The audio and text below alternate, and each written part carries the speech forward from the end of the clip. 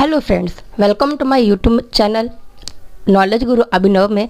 आज का सेशन हमारा बिहार शिक्षक भर्ती के लिए है, हम विज्ञान का जो है कक्षा 7 का।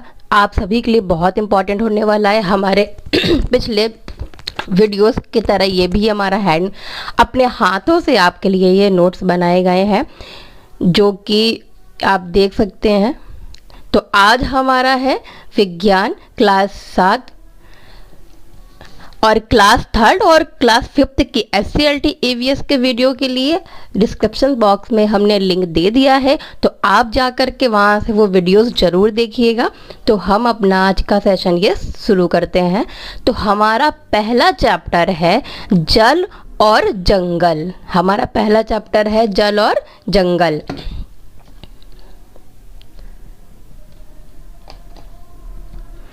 तो इस चैप्टर का हमारा पहला पॉइंट इम्पॉर्टेंट है। विश्व के 1/3 1/3 लोग को जल की कमी का सामना करना पड़ता है या कर रहे हैं। अगला पॉइंट हमारा है जल की 3 अवस्थाएं। जल की 3 अवस्थाएं होती हैं। कौन सी? बर्फ जो ठोस होती है, वाष्प जो गैस के रूप में पाई जाती है, और जल हमारा द्रव्य। तो इसे हम ऐसे समझते हैं, सबसे पहले जल की अवस्थाओं के बारे में पढ़ रहे हैं तो जल से ही शुरुआत करते हैं। आप जैसे देखते हैं जल हमारा द्रव्य होता है, ठीक है, लिक्विड फॉर्म में होता है, जो अगर हम उसे फ्रीज कर दें या जमा दें तो वह कौन सी अवस्था ले लेता है? ठोस अवस्था ले लेता है, जिसे हम बर्फ बोलते हैं। और जल को ही आपने देखा होगा, जैसे कि नदियों तालाबों में पानी भरा रहता है, तो जब धूप की तेज गर्मी से वह वाष्प बन के उड़ जाता है। या आप ऐसे समझ लीजिए, आपने देखा होगा, आप कभी पानी को घरों में उबालते हैं, अगर उसे आप ज़्यादा उबालेंगे तो वो पानी कम हो जाता है। तो कैसे कम हो जाता है? वह भाप बन के उड़ जाता है। तो ये हमारा पहला है बर्फ के रूप में, दूसरा वाष्प और तीसरा जल। ये हमारे जल की 3 अवस्थाएं होती हैं। जो ठोस होती है, ठोस अवस्था हमारी पाई जाती है हिम के रूप में ध्रुवों पर, और गैस पाई जाती है वायु में जल वाष्प के रूप में। द्रव्य हमारा पाया जाता है नदियों में, तालाबों में, महासागर और झीलों में। तो ये हमारे जल की 3 अवस्थाएं हैं।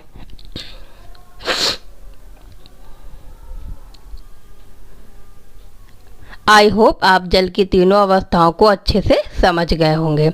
अब हमारा अगला है जल चक्र, वाटर साइकिल। जल चक्र से जल की आपूर्ति बनी रहती है।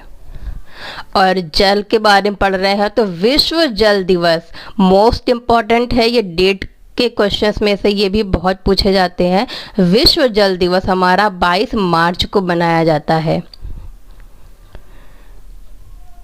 अगला है भौम स्तर जल। भौम स्तर जल क्या है? भौम स्तर जल के बारे में, भूमि से पानी रिसने के बाद पानी भूमि के अंदर चला जाता है। आपने देखा होगा, जब कभी पानी बरसता है तो वो धीरे धीरे जमीन के अंदर सोख लेता है, या कभी हम डालते हैं तो वो सोख लेता है, तो वह पानी रिस के भूमि के अंदर चला जाता है। जिस गहराई पर पानी चट्टानों अथवा मिट्टी के बीच रिक्त स्थान पर भरा होता है, उसकी ऊपरी परत को भौम जल स्तर कहते हैं। जिस गहराई पर पानी चट्टानों अथवा मिट्टी के बीच रिक्त स्थान पर भरा होता है, उसकी ऊपरी परत को हम भौम जल स्तर कहते हैं। अगला हमारा है भौम जल स्तर है कितना? पृथ्वी की सतह से 1 मीटर अंदर, पृथ्वी की सतह से 1 मीटर अंदर से लेकर अनेक मीटर की गहराई तक होती है। कितना? पृथ्वी की सतह से 1 मीटर अंदर से लेकर के अनेक मीटर की गहराई तक होती है। इस स्तर के नीचे पाया जाने वाला भौम जल कहलाता है। 1 मीटर अंदर से लेके अनेक मीटर की गहराई तक जो पाया जाता है उसे ही हम भौम जल कहते हैं। अगला हमारा है जल भर। भौम जल स्तर के नीचे मृदा अथवा कठोर चट्टानों की परतों के बीच जो जल जमा होता है उस भंडार को हम जल भर कहते हैं। अगला हमारा पॉइंट है बिहार में अत्यधिक वर्षा बाढ़। बिहार में अत्यधिक वर्षा और बाढ़। उत्तरी बिहार के बारे में वैशाली।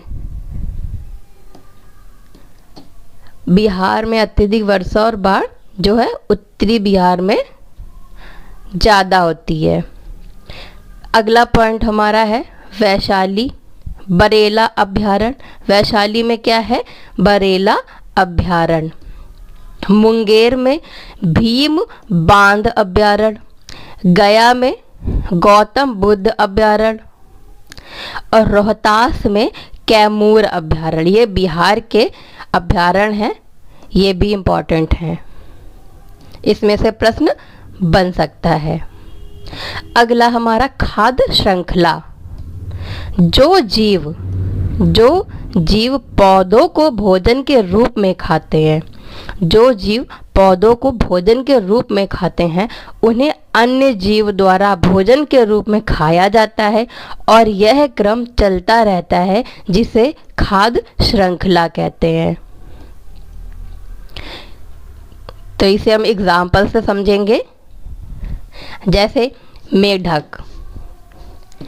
मेढक छोटे छोटे कीट खा जाते हैं और मेढक को सांप खा जाता है और सांप को गरुड़ खा जाता है।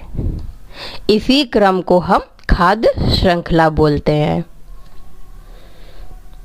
अगला है हमारा पॉइंट मरे हुए जीव जंतु अपघटित होकर ह्यूमस में परिवर्तित होते हैं जो पौधे के पोषण में सहायक होते हैं। मरे हुए जीव जंतु अपघटित होकर किस में परिवर्तित होते हैं? ह्यूमस में। तो ऐसे ये प्रश्न बन सकता है जो पौधे के पोषण में सहायक होते हैं। नेक्स्ट पॉइंट हमारा है अपघटन। रासायनिक प्रक्रिया है। अपघटन क्या है? रासायनिक प्रक्रिया है जिसके फलस्वरूप ऊष्मा उत्सर्जित होती है। अपघटन एक रासायनिक प्रक्रिया है जिसके फलस्वरूप ऊष्मा उत्सर्जित होती है। अगला है हमारा प्राकृतिक में गैसों का संतुलन। प्रकृति में गैसों का संतुलन। पादप O2 छोड़ते हैं यानी ऑक्सीजन, और ऑक्सीजन जंतु लेते हैं और जंतु CO2 छोड़ते हैं और फिर CO2 पादप फिर लेते हैं। तो संतुलन ऐसे बना रहता है और यही क्रम चलता रहता है।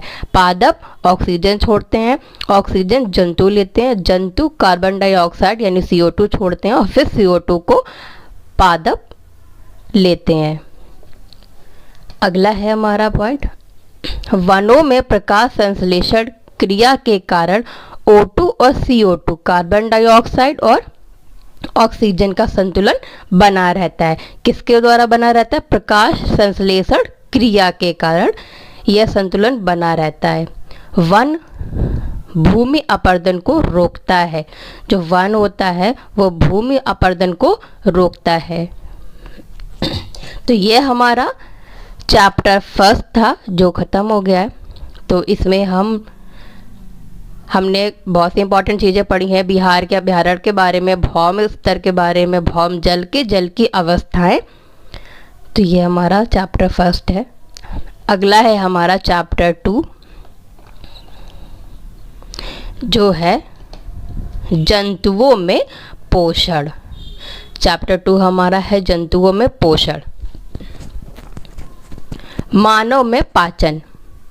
पहला पॉइंट हमारा क्या है? मानव में पाचन। आहार नाल प्लस पाचन ग्रंथि। पाचन ग्रंथि क्या है? नलिका द्वारा आहार नाल से जुड़ी होती है। पाचन ग्रंथि हमारी नलिका द्वारा आहार नाल से जुड़ी होती है और आहार नाल मुख गुहा से गुदा तक।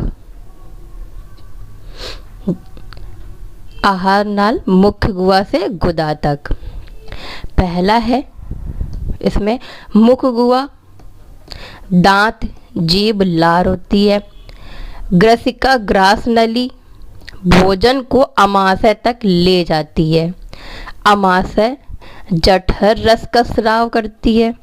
फिर छोटी आंत सबसे ज़्यादा पाचन, छोटी आंत 6 मीटर तक। बड़ी आंत अपाचित भोजन को का अवशोषण करती है। ये होती है 1.5 मीटर। बड़ी आंत 1.5 मीटर, छोटी आंत 6 मीटर। मल से गुदा द्वार। अगला है हमारा मल से गुदा द्वार।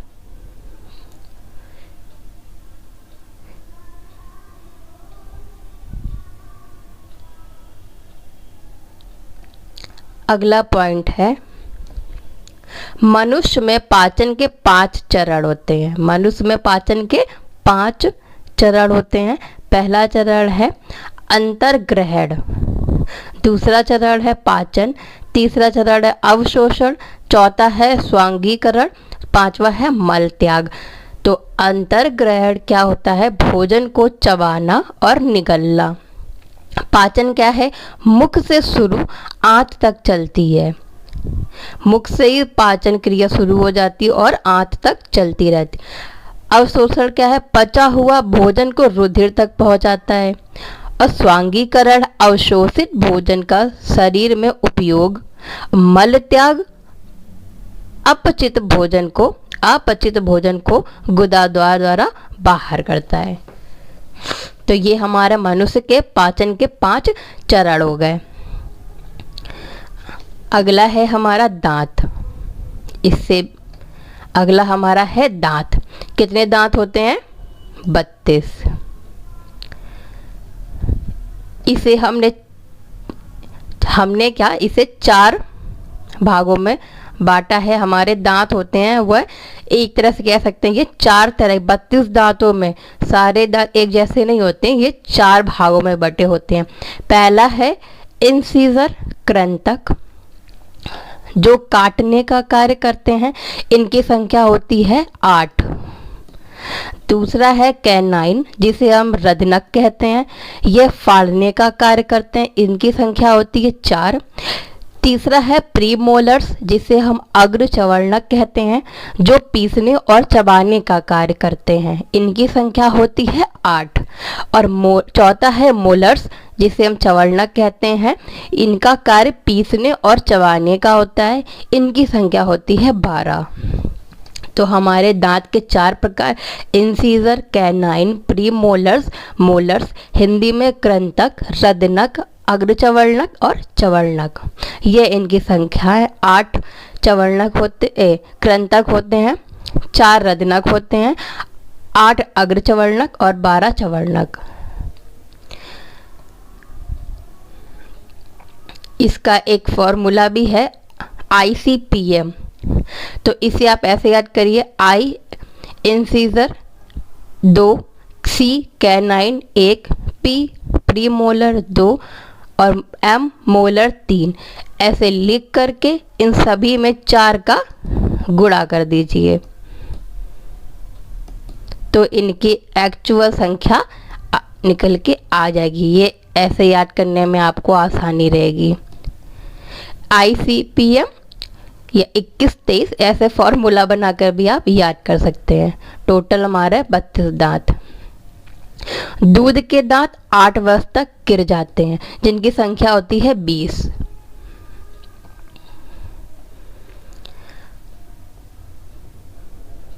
दांतों की ऊपरी सतह को इनेमल कहते हैं। जो हमारे दांतों की ऊपरी सतह होती है उन्हें हम इनेमल कहते हैं। जो शरीर का सबसे कठोरतम भाग होता है, निर्माण कैल्शियम इनेमल नामक लवण प्लस प्रोटीन करती है। अगला है हमारा, ये पॉइंट ऐसे आप याद रखिए, दांतों की ऊपरी सतह को इनेमल कहते हैं। क्या कहते हैं? इनेमल। अगला है लार ग्रंथियाँ। यह 3 जोड़ी मुंह में होती हैं। लार ग्रंथियाँ कितनी जोड़ी? 3 जोड़ी।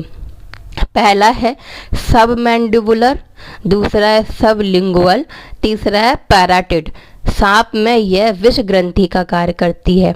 तो ऐसा प्रश्न बन सकता है कि सांप में कौन सी ग्रंथि विष ग्रंथि का कार्य करती है?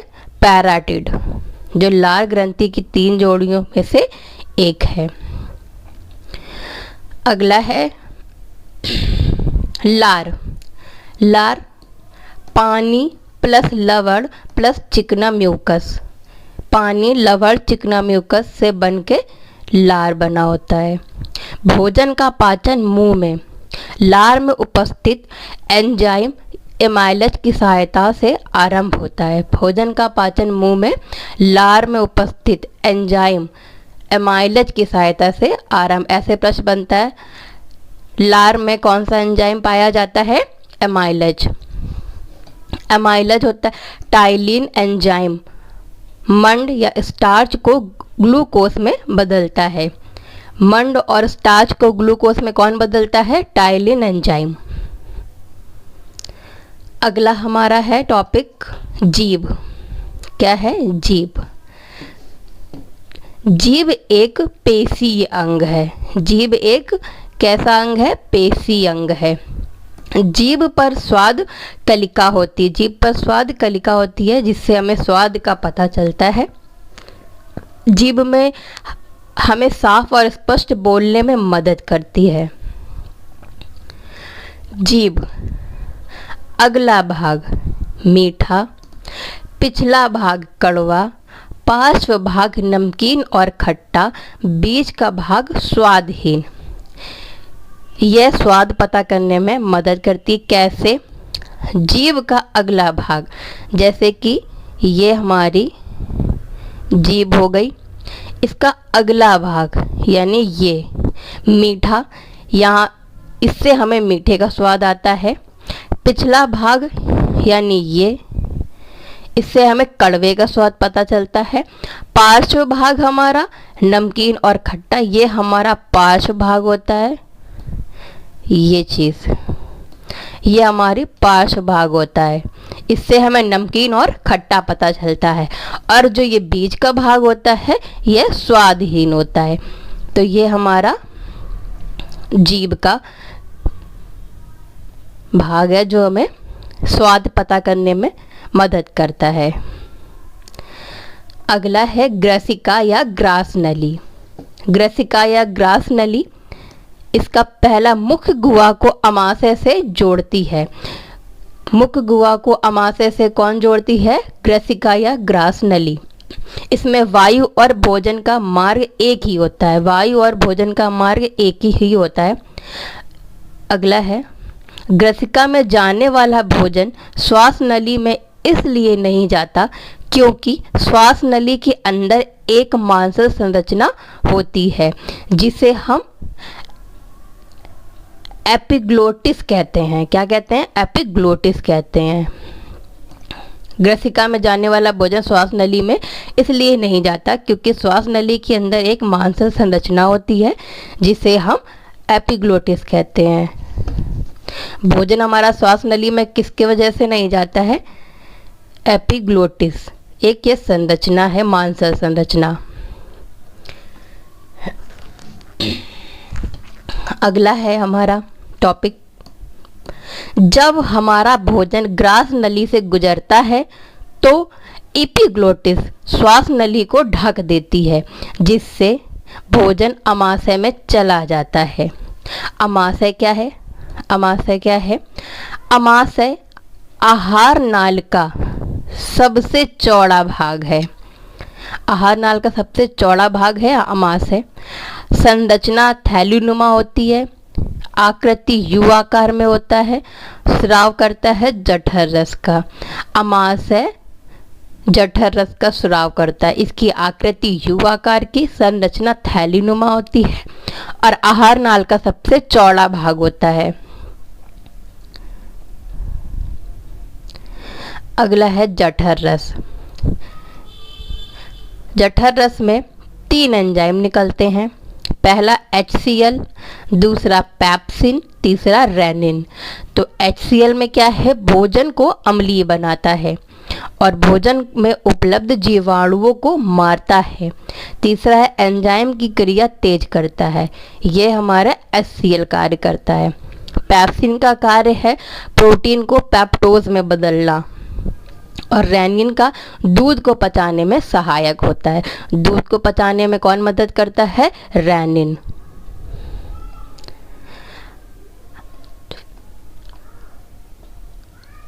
और अगला है अमाशय से भोजन कायम के रूप में छोटी आंत में पहुंचता है। छोटी आंत क्या है, आहार नाल का सबसे लंबा भाग 6 से 7 मीटर की ये छोटी आंत होती है। कार्य क्या है, भोजन का पचाना, अवशोषण। भोजन का सबसे ज़्यादा पाचन यहीं होता है। सबसे ज़्यादा पाचन भोजन का छोटी आंत में होता है। छोटी आंत के 3 भाग होते हैं। पहला है डिडुनम, दूसरा जेजुनम और तीसरा इलियम। तो डिडुनम क्या है, इसके बारे में देख लेते हैं। छोटी आंत का ऊपरी भाग, जो छोटी आंत का ऊपरी भाग होता है इसे डेडुनम कहते हैं। यहाँ यकृत से पित्तरस, अग्नाशय से अग्नाशय रस, छोटी आंत दीवारों से आंत्र रस स्रावित होता है। यहाँ पर यकृत से पित्तरस, अग्नाशय से अग्नाशय रस, छोटी आंत दीवारों से आंत्र रस स्रावित होता है। तो इसे आप याद रखिएगा।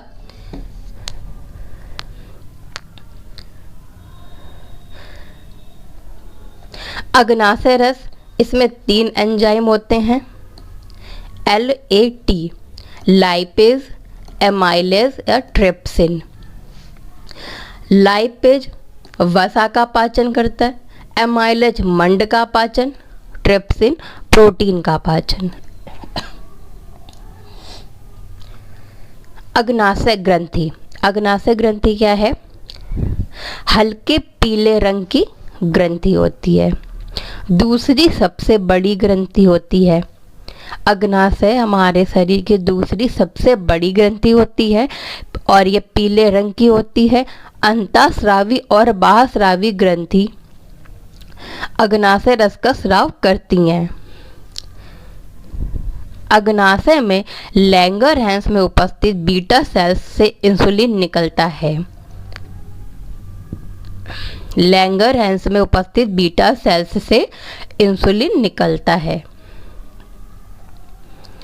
इंसुलिन के अल्पस्राव से मधुमेह होता है और इंसुलिन के अतिस्राव से हाइपोग्लाइसीमिया होता है। इंसुलिन के अल्पस्राव से मधुमेह होता है और अतिस्राव से हाइपोग्लाइसीमिया होता है। अगला हमारा है यकृत ग्रंथि। यह हमारे शरीर की सबसे बड़ी ग्रंथि होती है। रंग इसका गहरा भूरा लाल। स्थिति अमाशय के ऊपरी भाग में दाहिनी ओर होती है। स्राव है पित्तरस। यकृत पित्तरस का स्राव करता है। अब पित्तरस क्या है इसे देख लेते हैं। हल्के पीले रंग का क्षारीय द्रव होता है। पित्तरस पित्ताशय से स्रावित होता है। आकार इसका नाशपाती के जैसा होता है। वसा के पाचन में सहायक होता है। भोजन को क्षारीय बनाता है। तो यह हमारा पित्तरस का कार्य हो गया। अगला है हमारा यकृत ग्रंथि। यकृत ग्रंथि क्या है, विषैले अमोनिया को यूरिया में बदलता है। विषैले अमोनिया को यूरिया में बदलता है। प्रोटीन की अधिक मात्रा को कार्बोहाइड्रेट में बदलता है। प्रोटीन की अधिक मात्रा को कार्बोहाइड्रेट में कौन बदलता है? यकृत ग्रंथि। भोजन में वसा की कमी होने पर कार्बोहाइड्रेट में वसा में बदलता है। भोजन में वसा की कमी होने पर कार्बोहाइड्रेट्स को वसा में बदलता है। फाइबिनोजेन और प्रोथ्रोम्बिन का, जो फाइबिनोजेन होती है वो प्रोथ्रोम्बिन का स्राव करती है, जिससे रक्त का थक्का बनने में सहायता होती है। हेपेरिन का स्राव करती है, रक्त को हेपेरिन प्रोटीन का स्राव करती है, माफ कीजिए, हेपेरिन प्रोटीन का स्राव करती है, जिससे रक्त को थक्का होने से रोकती है, रक्त को जमने से रोकती है या थक्का होने से रोकती है। अगला हमारा है बड़ी आंत। बड़ी आंत क्या है? बड़ी आंत की लंबाई 1.5 मीटर और वहाँ छोटी आंत की लंबाई थी 6 से 7 मीटर। अपचित भोजन से जल और लवण को अवशोषण कर शेष भोजन को गुदा द्वार मल के रूप में बाहर निकालता है। जल और लवण को अवशोषण करके शेष भोजन को गुदा द्वारा मल के रूप में बाहर निकालता है। यह हमारा बड़ी आंत का कार्य। इसे निष्कर्षण कहते हैं, इसे निष्कर्षण कहते हैं। अवशोषण, बचे हुए भोजन का रुधिर में पहुंचना। अवशोषण होता है बचे हुए भोजन का रुधिर में पहुंचना। स्वांगीकरण क्या है? स्वांगीकरण अवशोषित भोजन का शरीर के उपयोग में लाना। मल त्याग, अपचित भोजन को गुदा द्वारा बाहर निकालना। ORS क्या है? ORS ओरल डिहाइड्रेशन सॉल्यूशन होता है, जीवन रक्षक घोल, शरीर में पानी की कमी होने पर दिया जाता है। आप सबने देखा होगा जब हम लोगों को बहुत ज़्यादा वॉमिट होती है या बहुत ज़्यादा मोशंस होने लगते हैं, तब डॉक्टर हमें ORS की सलाह देता है, जिससे हमारे शरीर में पानी की कमी की पूर्ति हो सके, जिसे हम ओरल डिहाइड्रेशन सॉल्यूशन बोलते हैं। अगला हमारा है घास चरने वाले जंतुओं में पाचन। घास, पहला पॉइंट है, घास में प्रचुर मात्रा में सेलुलोज पाया जाता है। तो पहला प्रश्न तो यही बन जाता है, घास में क्या पाया जाता है या सेलुलोज कहाँ पाया जाता है? तो ये घास में सेलुलोज पाया जाता है।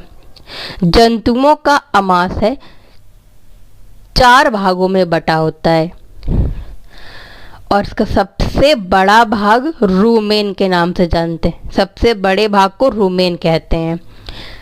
अगला पॉइंट है, जुगाली करने वाले जानवर रूमिनेंट कहा जाता है। जुगाली करने वाले जानवरों को रूमिनेंट के, जैसे आपने गाय भैंसों को देखा होगा, वो लोग जब ऐसे अपने जबड़े को चलाती हैं तो उस जिससे एक वाइट सा फेना सा निकलता है, उस समय वह जुगाली कर रहे होते हैं, उसे हम जुगाली कर बोलते हैं। अंधनाल, अंधनाल के बारे में पढ़ते हैं। पशु और मनुष्य, पशु में उपस्थित होती है और मनुष्य में भी पाई जाती है, यह दोनों में पाई जाती है। इसमें जीवाणु होता है जिसके कारण सेलुलोज को पचाने में सहायक होता है, और मनुष्यों में जीवाणु नहीं होते हैं जिनके कारण मनुष्य सेलुलोज को नहीं पचा पाता है। यह छोटी आंत से बड़ी आंत के मध्य होती है। जो अंधनाल होती है छोटी आंत से बड़ी आंत के मध्य होती है। पशुओं और मनुष्यों दोनों में पाया जाता है। फर्क इतना है, इसमें जीवाणु होते, मनुष्यों में जीवाणु नहीं होते हैं, जिसके कारण पशु सेलुलोज को पचा लेते हैं और मनुष्य सेलुलोज को नहीं पचा पाते हैं। अगला है अमीबा में पोषण। स्रोत है जल, तालाब, झील या नम मिट्टी। जीव है एक कोश की जीव। आकार बदलता रहता है, इनका कोई आकार नहीं होता, आकार जो होता है बदलता रहता है। पादप, एक से अधिक उंगली जैसे उभार जिन्हें पदाप कहते हैं। ये देख सकते हैं आपसे, एक से उंगली जैसे जो उभार बने हुए हैं, इन्हें हम पदार्थ कहते हैं। जो अमीबा को गति देते हैं, इससे ये अमीबा को गति देते हैं और भोजन पकड़ने में सहायक होते हैं। पदार्थ अमीबा को गति और भोजन पकड़ने में सहायक होते हैं। अगला है, कोशिका के चारों ओर कोशिका झिल्ली होती है। इनके चारों ओर कोशिका झिल्ली होती है। भोजन पाचन खाद्यान्नी द्वारा होता है। तो ये हमारे 2 चैप्टर यहाँ फिनिश होते हैं। अगला चैप्टर हमारा स्टार्ट होता है 3rd।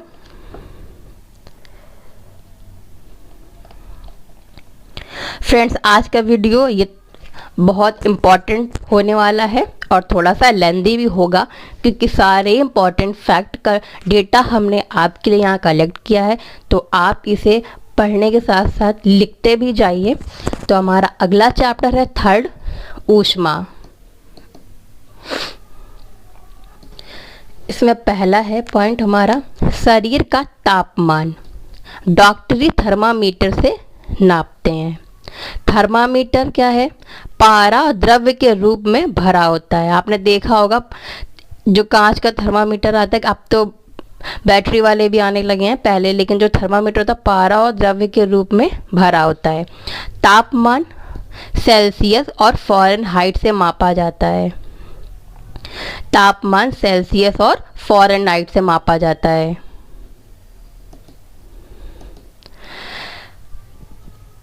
डॉक्टर थर्मामीटर या डॉक्टरी थर्मामीटर 35 डिग्री सेल्सियस से 42 डिग्री सेल्सियस तक माप सकते हैं।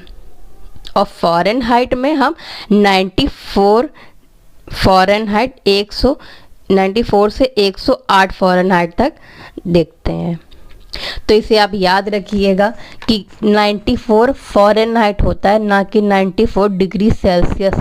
तो सेल्सियस में 35 से 42 और फ़ारेनहाइट में 94 से 108 फ़ारेनहाइट तक। अगला है, प्रयोगशाला तापमापी का परिसर 10 डिग्री सेल्सियस से 110 डिग्री तक किसी वस्तु का तापमान मापते हैं।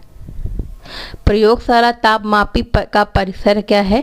10 डिग्री सेल्सियस से 110 डिग्री सेल्सियस तक जो किसी वस्तु का तापमान मापते हैं।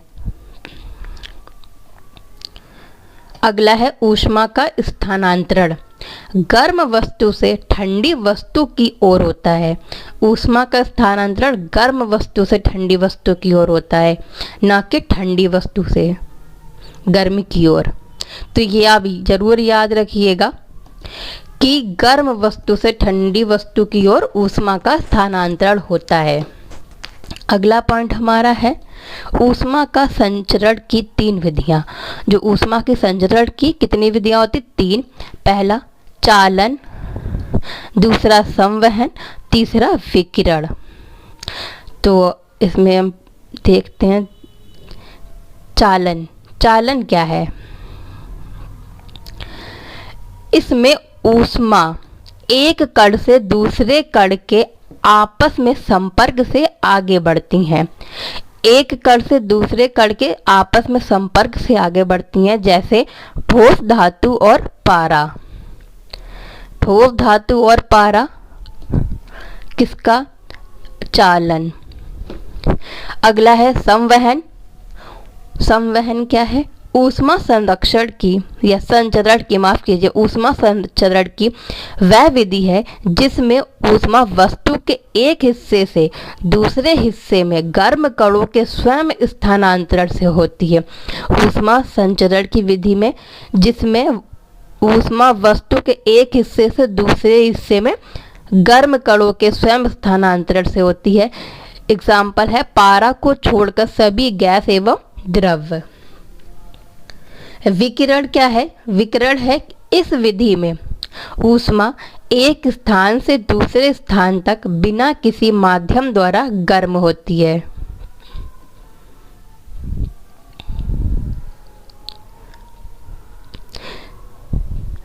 अगला है जिससे ऊष्मा का स्थानांतरण होता है वह ऊष्मा का चालक, जैसे लोहा, तांबा, एल्युमिनियम। अगला है जिससे ऊष्मा का स्थानांतरण नहीं होता है वह ऊष्मा का कुचालक होती है, जैसे लकड़ी और प्लास्टिक। यहाँ एक नोट है, जल वायु ऊष्मा की कुचालक या ऊष्मा रोधी होती हैं। अगला पॉइंट है, जल वायु में ऊष्मा का स्थानांतरण संवहन विधि द्वारा होता है। जल और वायु में ऊष्मा का स्थानांतरण संवहन विधि द्वारा होता है।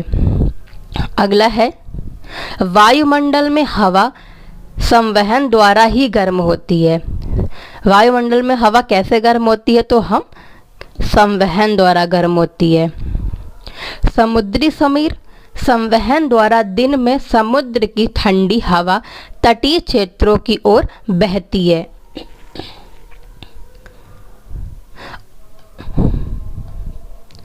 और थल समीर क्या है? संवहन द्वारा तटीय क्षेत्र से ठंडी हवा रात में समुद्र की ओर बहती है। तो ये आप दोनों में फ़र्क देख लीजिए। समुद्री समीर दिन में समुद्र की ठंडी हवा तटीय क्षेत्रों की ओर, और थल समीर तटीय क्षेत्र से ठंडी हवा रात में समुद्र की ओर। दोनों एक दूसरे के अपोजिट। सफ़ेद रंग ऊष्मा को परिवर्तित कर देता है। एग्जाम्पल, इसलिए गर्मी में सफ़ेद व हल्के रंग के कपड़े पहनते हैं ताकि ऊष्मा को परिवर्तित कर सकें। काला रंग ऊष्मा को अवशोषित करता है। सर्दी में काले व गहरे रंग के कपड़े पहनते हैं। आपने नोटिस किया होगा कि गर्मियों में अगर हम गहरे रंग के कपड़े पहनते हैं तो उससे हमें ज़्यादा गर्मी लगती है, और सर्दियों में हम डार्क कलर के कपड़े पहनते हैं जिससे वह ऊष्मा को अवशोषित करता है और हमें गर्माहट फील होता है। अगला है, ठंडी में एक मोटे कंबल की तुलना में दो पतले कंबल ज़्यादा गर्मी देते हैं। दोनों कंबल के बीच वायु की परत होती है। किस कारण? दोनों व कंबलों के बीच में वायु की एक परत होती है, जिससे एक मोटे कंबल की तुलना में दो पतले कंबल ज़्यादा गर्मी देते हैं। अगला है, सूर्य से हम तक ऊष्मा किसके द्वारा पहुंचती है? विकिरण द्वारा पहुंचती है या आती है। अगला है, विकिरण द्वारा ऊष्मा स्थानांतरण में किसी भी माध्यम की आवश्यकता नहीं होती है। विकिरण द्वारा ऊष्मा स्थानांतरण में किसी माध्यम की आवश्यकता नहीं होती है। सूर्य और पृथ्वी के बीच माध्यम नहीं, निर्वात है।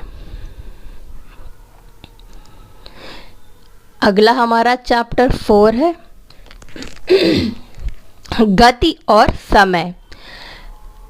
गति और समय। पहला है आवर्त गति। आवर्त गति क्या है? एक निश्चित समय अंतराल में अपनी पूर्व गति को दोहराना। एक निश्चित समय अंतराल में अपनी गति को दोहराने को आवर्त गति कहते हैं। आवर्त काल क्या है? लोलक द्वारा एक दोलन को पूरा करने में लगा समय। लोलक क्या है? आवर्त गति होती है। आवर्त गति का उपयोग समय मापन में होता है। स्पीडोमीटर। स्पीडोमीटर क्या है? गतिशील वस्तु की गति को मापता है। तो गतिशील वस्तु को किसके द्वारा मापते हैं? स्पीडोमीटर के द्वारा। ओडोमीटर क्या है? गतिशील वस्तुओं की दूरी को मापता है।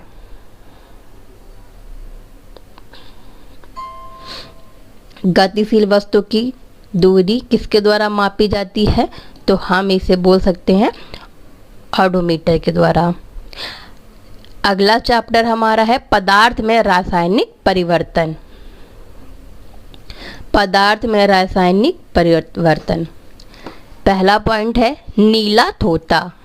क्या होता है? Copper sulphate. गंधक अम्ल, सल्फ्यूरिक अम्ल। खाने वाला सोडा, सोडियम बाइकार्बोनेट। CO2 की खोज।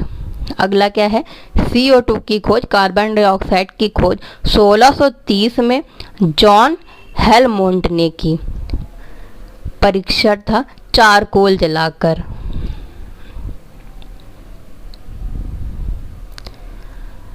CO2 के गुणों का विस्तृत अध्ययन 1756 में जोसेफ ब्लैक ने किया।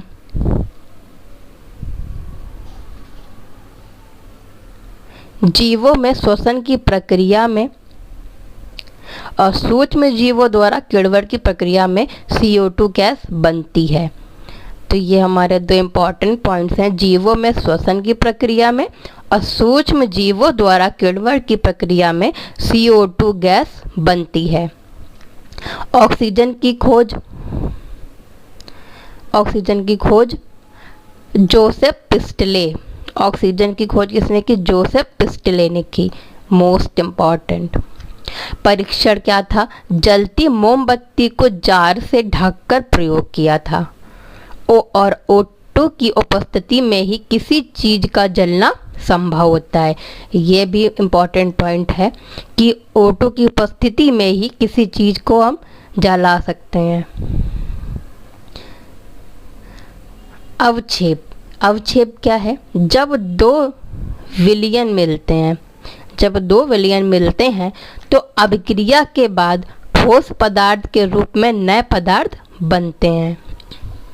रासायनिक परिवर्तन क्या है, वह परिवर्तन जिसमें एक या एक से अधिक नए पदार्थ बनते हैं वह रासायनिक परिवर्तन कहते हैं। जैसे एग्जाम्पल देखिए, औषधि का बनना, प्लास्टिक का बनना और लकड़ी का जलना, यह है रासायनिक परिवर्तन। अगला है हमारा भौतिक परिवर्तन। भौतिक परिवर्तन क्या है, ऐसे परिवर्तन जिसमें परिवर्तन होने के बाद पुनः अपनी स्थिति में वापस आने का गुण रखता हो, उससे भौतिक परिवर्तन कहते हैं। जैसे स्टेनलेस स्टील, जंग नहीं लगती है, इसमें आपने देखा होगा लोहा plus carbon plus chromium plus nickel plus manganese का मिश्रण होता है, जिससे स्टेनलेस स्टील बनती है और इसमें जंग नहीं लगती है।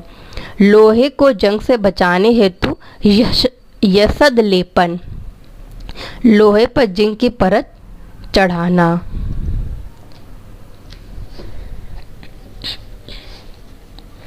लोहे को जंग से बचाने के लिए यसद लेपन।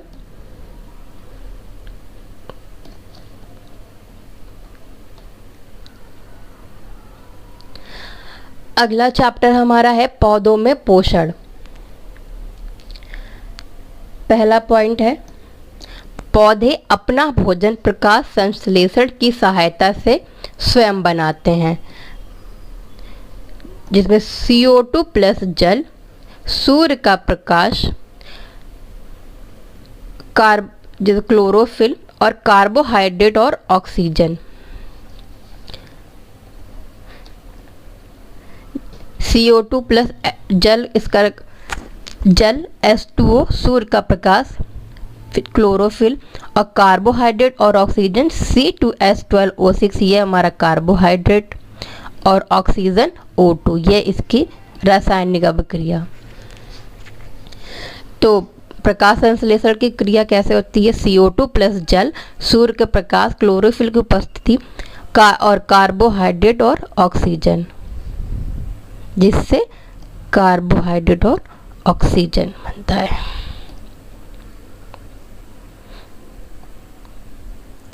प्रकाश संश्लेषण के लिए आवश्यक क्या है, कार्बन डाइऑक्साइड, जल, क्लोरोफिल, सूर्य का प्रकाश, इन चारों द्वारा प्रकाश संश्लेषण की प्रक्रिया पूर्ण होती है। प्रकाश संश्लेषण के उत्पाद कार्बोहाइड्रेट और ऑक्सीजन।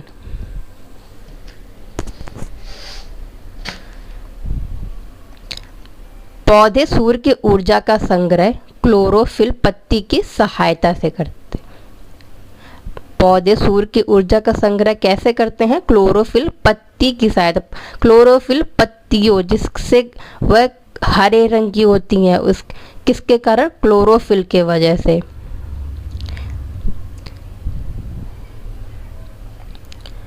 क्लोरोफिल के केंद्र में मैग्नीशियम धातु होती है। क्लोरोफिल के केंद्र में कौन सी धातु पाई जाती है? मैग्नीशियम। अगला है क्लोरोफिल प्रकाश में बैंगनी, लाल, नीला को ग्रहण करता है। सबसे ज्यादा प्रकाश संश्लेषण लाल रंग में होता है। तो ये प्रश्न भी बहुत बार पूछा जाता है कि सबसे ज्यादा प्रकाश संश्लेषण किस रंग के में होता है? तो लाल रंग में, और सबसे कम बैंगनी रंग में। प्रकाश संश्लेषण की क्रिया ऑक्सीकरण, अवकरण दोनों प्रकार की है।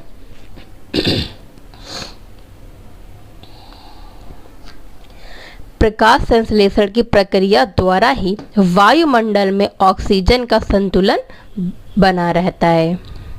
किसके कारण? प्रकाश संश्लेषण की प्रक्रिया द्वारा। स्वपोषी क्या है? स्वपोषी पेड़ पौधे भोजन स्वयं बनाते हैं, उन्हें हम स्वपोषी कहते हैं। और परपोषी क्या है? मनुष्य दूसरों पर निर्भर भोजन के लिए। अगला है कैक्टस में प्रकाश संश्लेषण तने के माध्यम से होता है। कैक्टस ने आपका पौधा आपने देखा होगा, पेड़ जिसमें कांटे होते हैं, उसमें प्रकाश संश्लेषण की क्रिया होती है तनों के माध्यम से। ये भी इम्पॉर्टेंट फैक्ट है कि तनों के माध्यम से प्रकाश संश्लेषण की क्रिया कैक्टस। अगला है कीटभक्षी पौधे। कीटभक्षी पौधे क्या है? घड़पर्णी, पिचर प्लांट के नाम से भी जानते हैं। विनस फ्लाई, विंस फ्लाई के ट्रैप या सेंट्रियो, यह है कीटभक्षी पौधे यानी कीड़े मकोड़ों को खाने वाले पौधों। कवक जनित बीमारियां क्या हैं? कवक जनित बीमारियां जैसे खुजली, दिनाय, सिहुली, आलू का झुलसा रोग और धान की पत्ती का चित्तेदार रोग, यह है कवक जनित बीमारियां। तो अगला है कवक का उपयोग औषधि के रूप, डेयरी उत्पाद, जलेबी बनाने में और मशरूम खाने में के काम आता है। सहजीवी पौधे क्या हैं? जब दो पौधे या जीवधारी साथ साथ रहते हैं तथा एक दूसरे को लाभ पहुंचाते हैं, उन्हें सहजीवी कहते हैं। एग्जाम्पल है लाइकेन, क्या है? कवक और शैवाल। कवक क्लोरोफिल नहीं, और इसमें क्लोरोफिल नहीं होता है, स्वपोषी नहीं हो, और शैवाल क्लोरोफिल इसमें पाया जाता है और ये स्वपोषी होते हैं। तो ये दोनों दो अंतर हैं। कवक क्या होते हैं? इसमें क्लोरोफिल नहीं पाया जाता है और स्वपोषी नहीं होते हैं, दूसरों पर निर्भर करते हैं। और शैवाल क्लोरोफिल इसमें पाया जाता है और यह स्वपोषी होते हैं, स्वयं भोजन बनाते हैं। कवक शैवाल से भोजन प्राप्त करता है। जो कवक होता है यह शैवाल से भोजन प्राप्त करता है, और शैवाल कवक से जल, पोषक तत्व और वास स्थान प्राप्त करता है। और जो शैवाल होता है वह कवक से पोषक तत्व वास करता है। अगला है राइजोबियम नामक जीवाणु, दलदली पौधे की जड़ों में पाया जाता है। जो राइजोबियम नामक जीवाणु होता है वो कहाँ पाया जाता है? तो यह दलदली पौधे की जड़ों में पाया जाता है। अगला है जगदीश चंद्र बसु। जगदीश चंद्र बसु के बारे में जानते हैं। क्रेस्कोग्राफ का आविष्कार, किसका? क्रेस्कोग्राफ का आविष्कार किया। पौधों में वृद्धि को मापता है। क्रेस्कोग्राफ का क्या कार्य होता है? जो पौधों की वृद्धि को मापता है। यह वायरलेस संचार की खोज, और दूसरा क्या है? वायरलेस संचार की खोज की जगदीश चंद्र बसु ने। इसे याद रखिएगा, क्रेस्कोग्राफ पौधों में वृद्धि को मापता है। तो ये हमारा चैप्टर 6 यहाँ फिनिश होता है। अगला चैप्टर है हमारा 7, हवा आंधी तूफान, हवा आंधी तूफान। हवा का वेग बढ़ने से वायु दाब घटता है। यह एक इम्पॉर्टेंट पॉइंट है कि हवा का वेग बढ़ने से जो वायु दाब होता है वो घटता है, ना कि बढ़ता है। और घटना वायुयान का उड़ना, तेज हवा में छप्पर का उड़ना। हवा का वेग बढ़ने से वायुयान का उड़ना और तेज हवा में छप्पर का उड़ना। आपने देखा होगा जब आंधी तूफान आते हैं तो तेज हवा में छप्पर उड़ जाते हैं।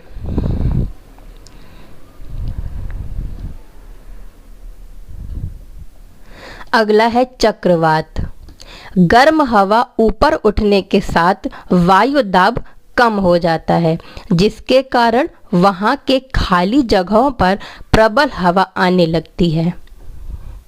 गर्म हवा ऊपर उठने के साथ वायु दाब कम हो जाता है, जिसके कारण वहाँ के खाली जगहों पर प्रबल हवा आने लगती है। और प्रबल हवा आने से पुनः वायु दाब हो जाता है तथा अधिक तेज हवा चलने लगती है। इस तरह चक्रवात बनने लगता है। तो यह चक्रवात की प्रक्रिया। गर्म हवा उठने पर वायु दाब कम हो जाता है, जिसके कारण प्रबल हवा आने लगती है और प्रबल हवा आने से पुनः वायु दाब हो जाता है, जिससे अधिक तेज हवा चलने लगती है।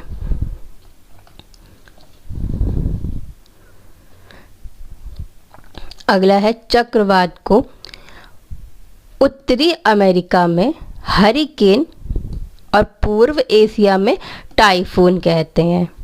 उत्तरी अमेरिका में हरिकेन और पूर्व एशिया में टाइफून कहते हैं किसे? चक्रवात को। अगला चैप्टर हमारा 8 है जलवायु और अनुकूलन। जलवायु और अनुकूलन। तो जलवायु क्या है इसके बारे में आइए जानते हैं।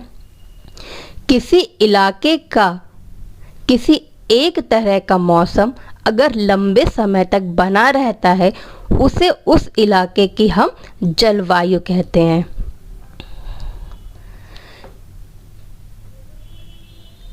अगला भारत की जलवायु कैसी है? उष्णकटिबंधीय है। जलवायु गर्म और नम दोनों, जिससे उष्णकटिबंधीय जलवायु कहते हैं। कहाँ की? भारत की। यह 4 ऋतुएं हैं: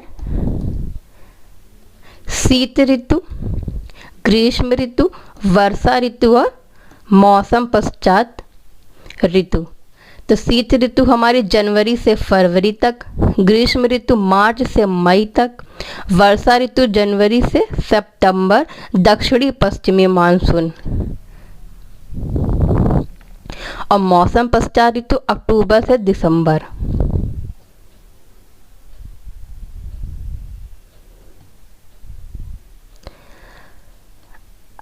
अगला है भारत की जलवायु पर 2 प्रकार की मानसून का प्रभाव पड़ता है। भारत की जलवायु पर 2 प्रकार की मानसून का प्रभाव पड़ता है।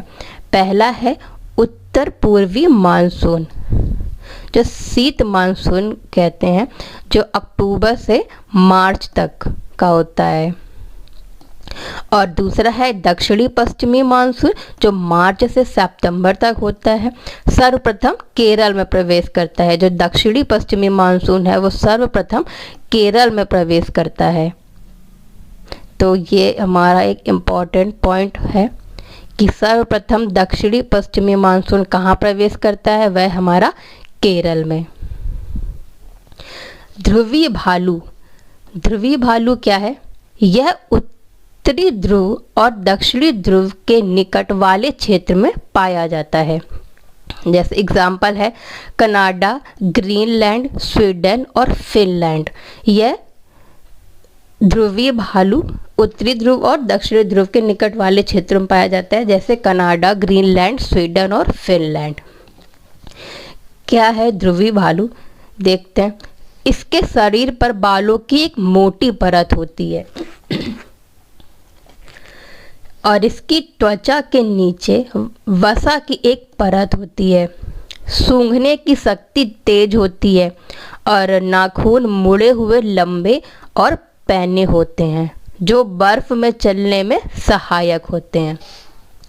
तो इसकी शारीरिक संरचना क्या है? बालों की मोटी परत, त्वचा के नीचे वसा की एक परत, सूंघने की शक्ति तेज होती है और नाखून मुड़े हुए लंबे और पैने होते हैं जो बर्फ में चलने में सहायक होते हैं। किसके? ध्रुवीय भालू। ध्रुवीय प्रदेशों में तापमान 37 डिग्री सेल्सियस, -37 डिग्री, माफ कीजिए, -37 डिग्री सेल्सियस रहता है। ध्रुवीय प्रदेशों में 6 माह रात और 6 माह दिन होता है।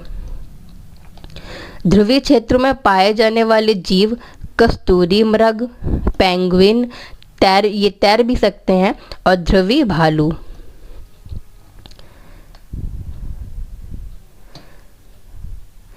अगला है साइबेरियन क्रेन। यह एक पक्षी है, साइबेरियन क्रेन। साइबेरिया से प्रवास हेतु भारत के राजस्थान, हरियाणा, सुल्तानपुर में सर्दियों में ये आता है। साइबेरियन क्रेन, सबसे पहले तो यह एक पक्षी है जो साइबेरिया से प्रवास हेतु भारत के 3 राज्यों में सर्दियों में आता है। अगला है हनुमाना बंदर। पहला, भारतीय बंदरों में सबसे अधिक वर्षा वन में रह सकता है, टोलियों में रहते हैं। यह कन्याकुमारी से हिमालय के फुट हिल्स तक राजस्थान में पाया जाता है। हनुमाना बंदर भारतीय बंदरों में सबसे अधिक। उष्णकटिबंधीय जीव एशियाई हाथी और हनुमान लंगूर। क्या है ये? उष्ण कटिबंधीय जीव, इन्हें आप याद रखिए। उष्ण कटिबंधीय जीव कौन से? एशियाई हाथी और हनुमान लंगूर। अगला हमारा चैप्टर है 9, गंदे जल का निपटारा। अपशिष्ट जल घुले हुए निलंबित कण होते हैं। अपशिष्ट जल घुले हुए निलंबित कण होते हैं जो झाग से भरपूर तेल मिश्रित काले भूरे रंग का जल।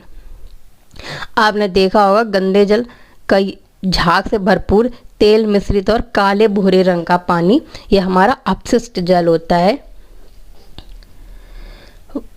वाहित मल क्या है? वाहित मल एक जटिल मिश्रण निलंबित कण में होते ठोस कार्बनिक और अकार्बनिक अशुद्धियां पाई जाती हैं।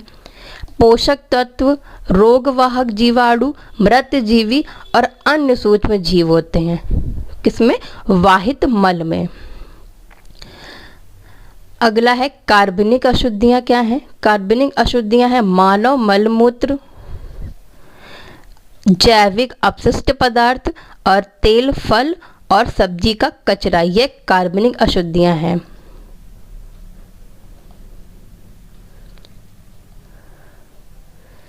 और अकार्बनिक अशुद्धियां क्या हैं? नाइट्रेट, फॉस्फेट धातु एक्सेट्रा। नाइट्रेट, फॉस्फेट धातु हमारी अकार्बनिक अशुद्धियां हैं। अन्य सूक्ष्म जीव जैसे पेचिश आदि रोग उत्पन्न करते हैं। जो अन्य छोटे मोटे कीड़े मकोड़े जो अन्य सूक्ष्म जीव जो पेचिश आदि रोग उत्पन्न करते हैं। विश्व जल दिवस 22 मार्च, ये डेट वाले विश्व जल दिवस, पृथ्वी दिवस, तो आप याद ही रखिए विश्व जल दिवस 22 मार्च को मनाया जाता है। जीवन के लिए जल का अंतर्राष्ट्रीय दशक है 2005-2015 तक। जीवन के लिए संयुक्त राष्ट्र संघ द्वारा ये घोषित किया गया था। विश्व का पहला जल निकासी हेतु नालियों का विकास कब हुआ? सिंधु घाटी सभ्यता में किया गया। सिंधु घाटी सभ्यता में जल निकासी हेतु जो नालियां बनाई जाती थी उनका विकास सिंधु घाटी सभ्यता में किया गया था या सिंधु घाटी सभ्यता में पाया गया। तो फ्रेंड्स, ये हमारी कक्षा 7 की विज्ञान का पूरा एक कंप्लीट आपके लिए डेटा था। इसे आप ज़रूर पढ़िएगा। देख सकते हैं आप, ये आपके लिए सारे इम्पॉर्टेंट फैक्ट इसमें लिखे हुए हैं। इस क्लास की बुक से अब आपका कुछ भी टॉपिक नहीं छूटेगा, तो इसे आप पढ़िएगा। और वीडियो अच्छा लगा हो तो लाइक कीजिए, शेयर कीजिएगा और हमारे चैनल को सब्सक्राइब करके बेल आइकन को दबाना बिल्कुल भी ना भूलें, ताकि हमारी अगली आने वाली वीडियो आप तक सबसे पहले पहुंच सके। धन्यवाद।